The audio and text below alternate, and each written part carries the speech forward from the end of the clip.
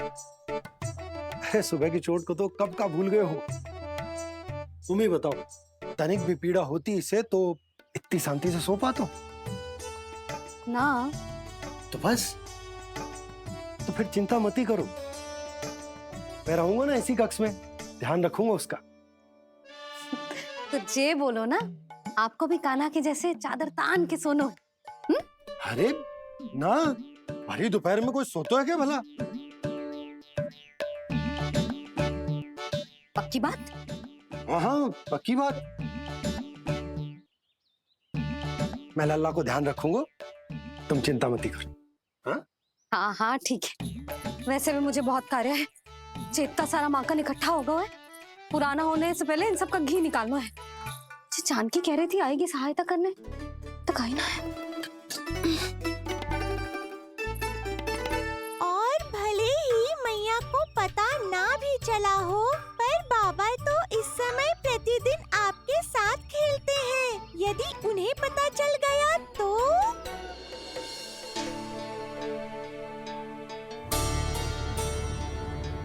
देखा मैया कितनी चिंता करती है तेरी। एक बार बाबा को पता चल गया तो फिर मैया को तो पता चलना ही है। उनसे अधिक देर तक छिपा नहीं पाएंगे बाबा।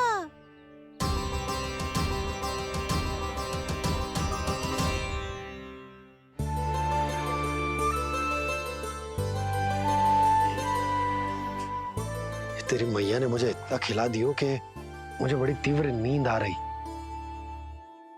मैं यहीं तेरे साथ तनिक विश्राम कर लेता हूँ।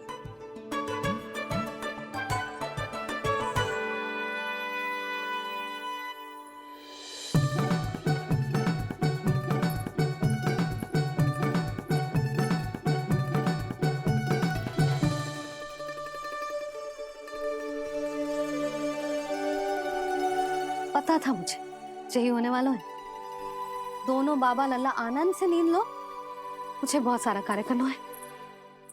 चाहे बाबा को पहले पता चले या मैया को, आपके लिए तो दोनों ही स्थितियों में संकट है प्रभु। तीनों स्थितियों में बोली, तीसरी स्थिति कौन सी प्रभु? वो भी तो पधार रहे हैं। वो कौन? जगत विख्यात महर्षि, अत्यंत क्रोधित स्वभाव वाले। प्रभु?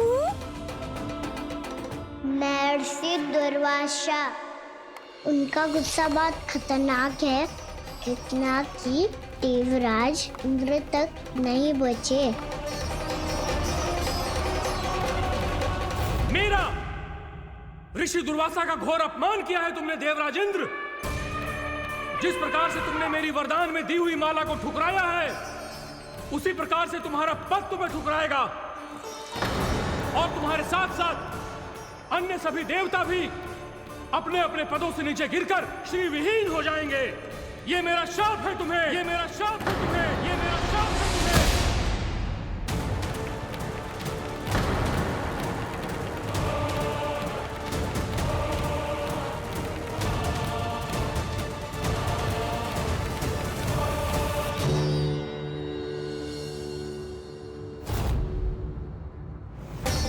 उनकी अर्धांगिनी को भी उनकी क्रोध का सामना करना पड़ा।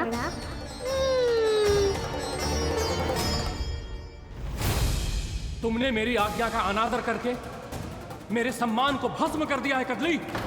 इसलिए मैं तुम्हें श्राप देता हूं कि तुम इसी क्षण भस्म के ढेर में बदल जाओगी।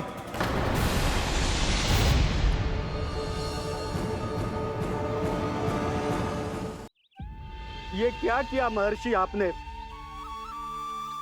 इंद्र को भी नहीं छोड़ा, देवताओं पे भी दया नहीं की आपने, और अब मेरी पुत्री को अपनी क्रोधाग्नि से भस्म कर दिया।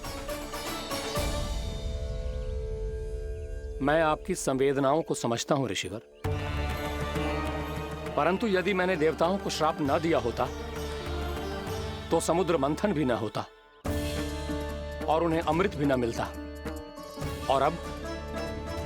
और अब मेरे श्राप से आपकी पुत्री और मेरी पत्नी कदली कदली फल बनेगी और श्री विष्णु जी की कृपा से सभी पूजाओं में सबसे अधिक प्रयोग होने वाले फल होने का सम्मान प्राप्त होगा उसे।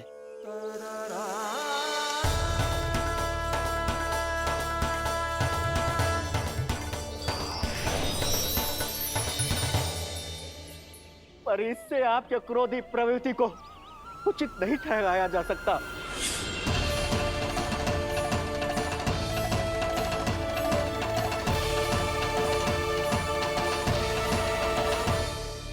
पर प्रभु, आपको उनसे संकट क्यों है?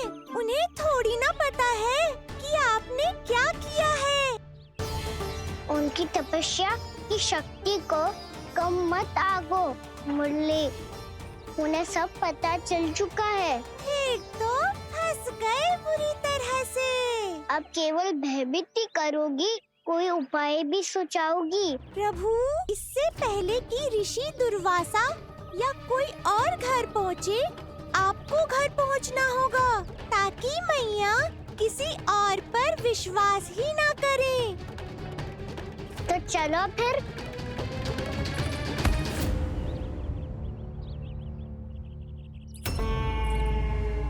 कान्हा, लगी तो नहीं तुझे? बैग तो ऐसे रहता जैसे पीछे कोई चक्रवात आ रहा हो।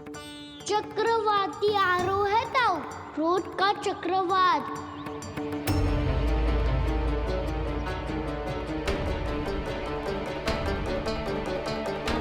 कैसे संभालूंगा मैं महर्षि दुर्वासा को? कान्हा, कहाँ खो गया? और ये माखन क्यों लगा है तेरे मुंह पे?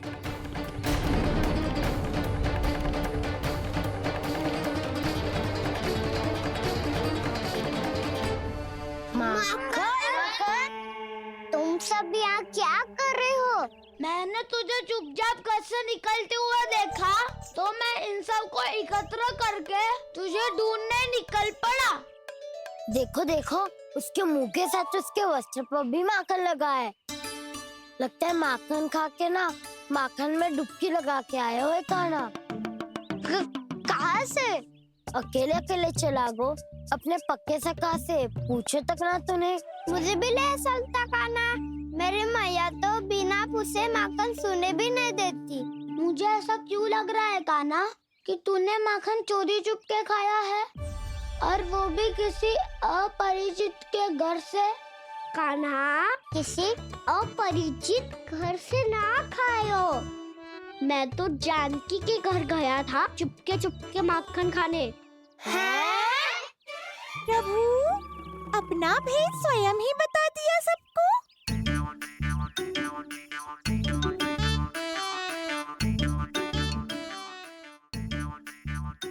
मेरा अर्थ है कि जानकी का घर खुला था, तो मैं भीतर चले गयो। ना पूछे।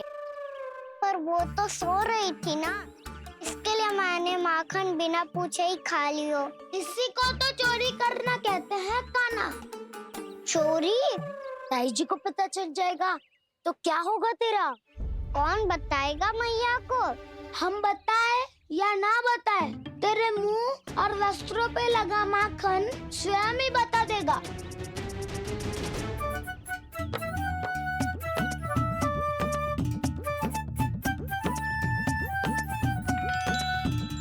माखन तो आपके वस्त्रों पे भी लगा है दाऊ।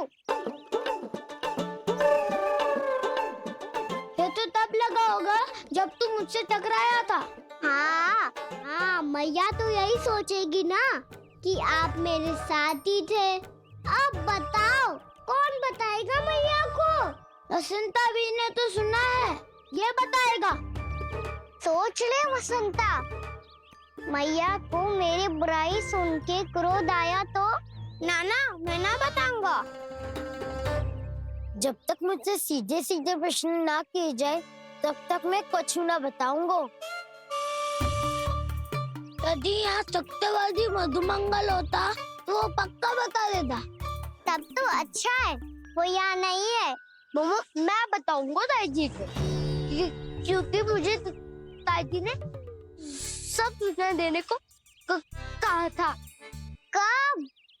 सुबह जब मैं ताई जी को पूजा के फूल देने को गया था। सुन, तेरी आंख के सामने कछु उल्टा सीधा हो या कोई अत्यधिक शरारत करे तो सीधे आके मुझे सूचना दियो, समझ गो? ना बताएगो ना तो मैं कान्हा को बाहर भेजने की आज्ञा वापस ले लूंगी। नाना आप आगे वापस मत दिए ना, मैं सब बताऊंगा। इसलिए आपको तो ताई जी को बताना पड़ेगा। अर्थात मैया ने आपको बाहर भेजने से पहले ही गुप्तचर की व्यवस्था कर ली थी। वो मैंने वो वचन दियो है। मेरी आंखों के सामने कुछ भी उल्टा सीधा हुआ तो मुझे सूचना देनी पड़ेगी। पर तेरी आंखों के सामने कुछ उल्टा सीधा हुआ ही ना।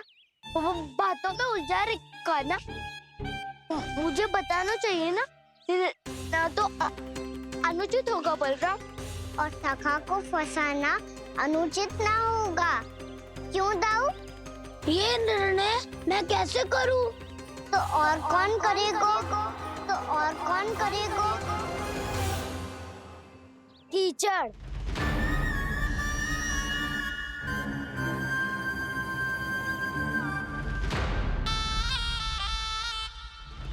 कीचड़ इन्हें कैसे करोगे? कान्हा और सीता माँ के बीच में कीचड़ फेंको प्रतियोगिता करते हैं।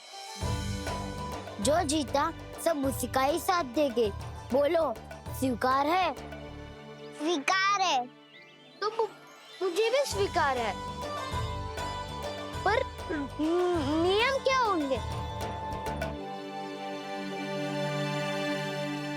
जो पहले थक जाएगा उसको हारा हुआ माना जाएगा, या फिर जो 2 बार अपने विरोधी पर कीचड़ फेंक देगा वो जीत जाएगा।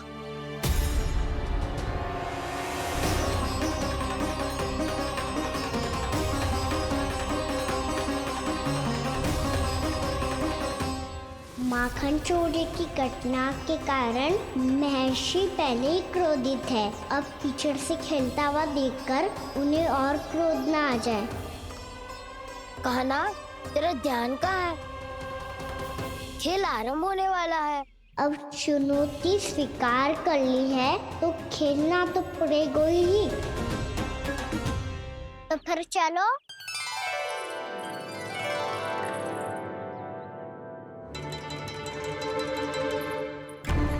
अरे हटो हटो, तनिक धुआं तो जाने दो। को तनिक नजर उतार लूं मैं। अरे वैद्य जी उपलब्ध ना है, मथुरा गए हुए हैं। इसकी स्थिति का उपचार किसी वैद्य के पास भी ना होगा, पर मेरे पास है।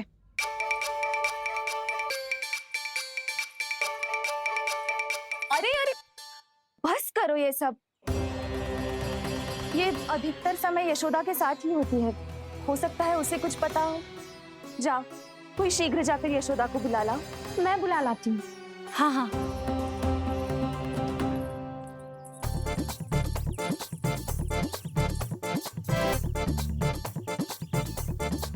मैं ही बनूंगा निर्णायक। नाना इसे ना बनना चाहिए। ये तो कान्हा के हाँ में हाँ मिलाता है। बलदाव को ही बनना चाहिए निर्णायक। हाँ, बलदा को ही निर्णायक बनना चाहिए।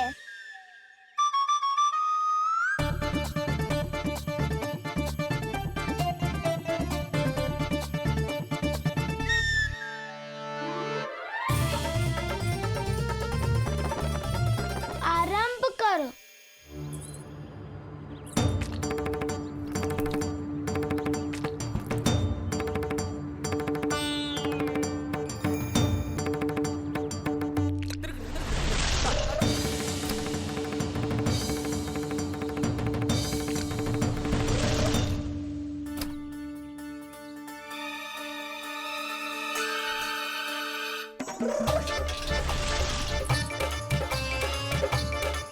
वाह, क्या सटीक लगता भेजा है सीधा मैंने। एक बार मैंने भी ऐसे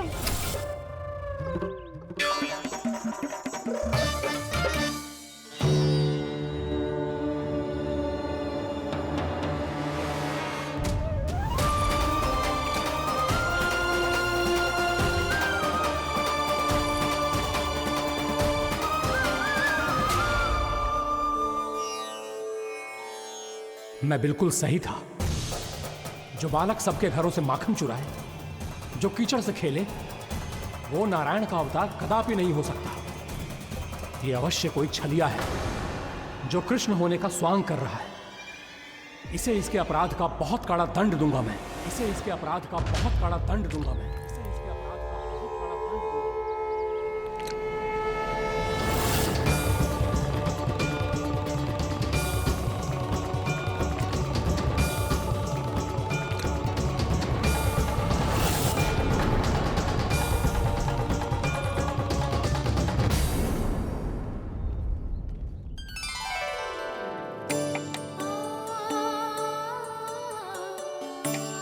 घी बनने की सुगंध से दौड़ा चला तो है, जे सोच के कि मैया कछु विशेष बना रही है। बच्चे तो अभी तक सो रहे हैं। बहुत समय हो गया है बिना कछु खाए पिए सो गए। जाके उठाती हूँ।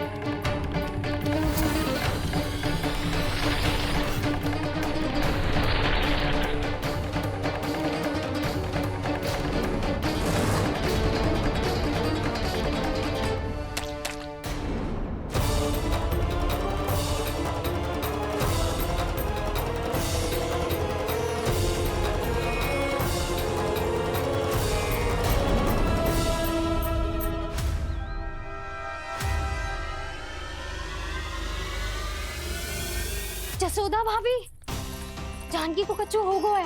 वो कब से अचेत खड़ी है। रानी भाभी भी वही है।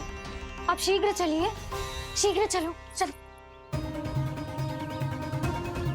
प्रभु, ये तो महर्षि दुर्वासा है ना? क्रोध में इन्होंने आपको श्राप दे दिया तो? प्रभु, ये क्या किया आपने? मैंने तो बस एक बाण महर्षि को प्रणाम किया है।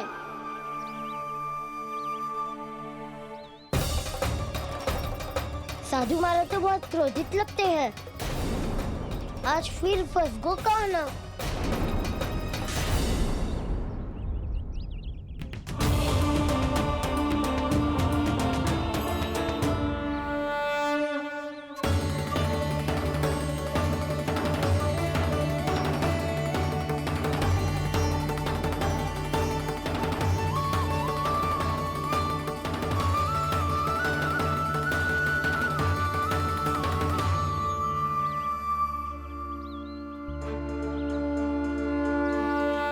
खेल अभी समाप्त ना हुआ है श्री रामा। बच के दिखा।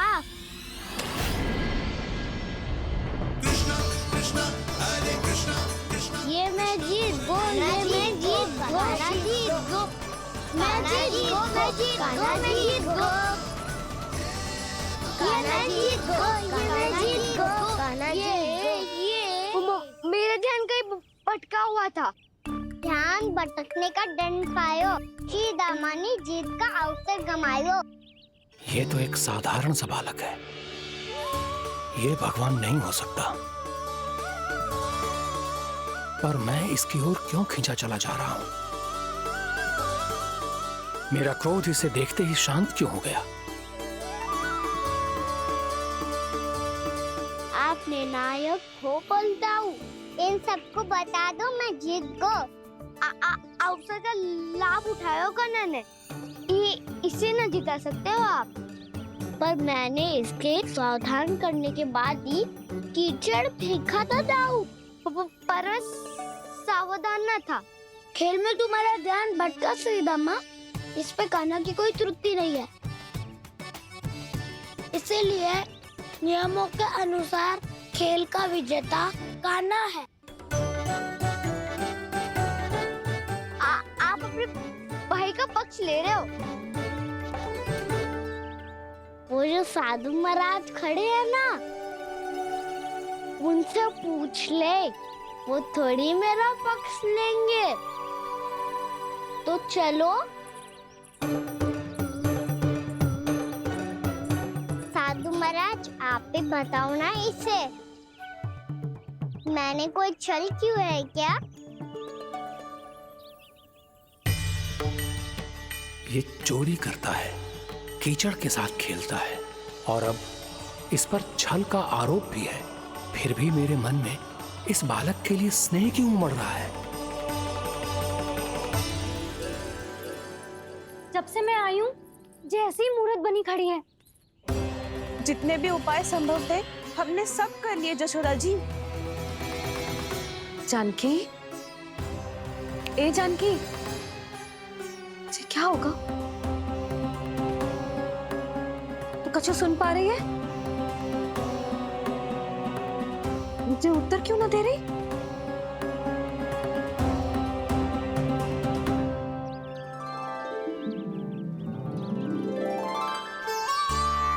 क्या है सच? हो कौन तुम? क्या तुम सच में श्री नारायण के अवतार हो? मन कर रहा है कि मैं तुम्हारे पास आऊं और तुम्हें अपनी गोद में बिठा लूं, पर क्यों?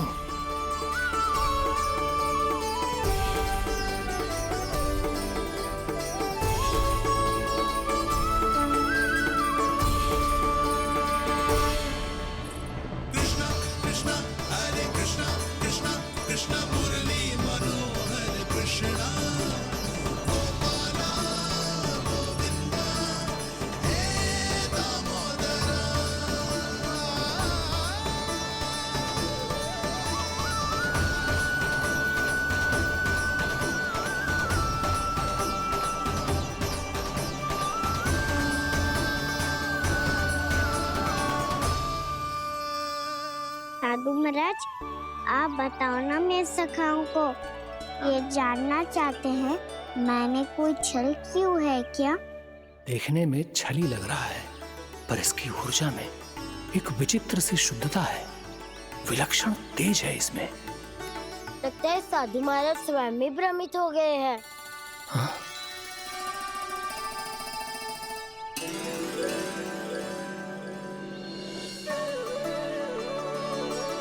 हाँ, भ्रमित हो गया हूं मैं।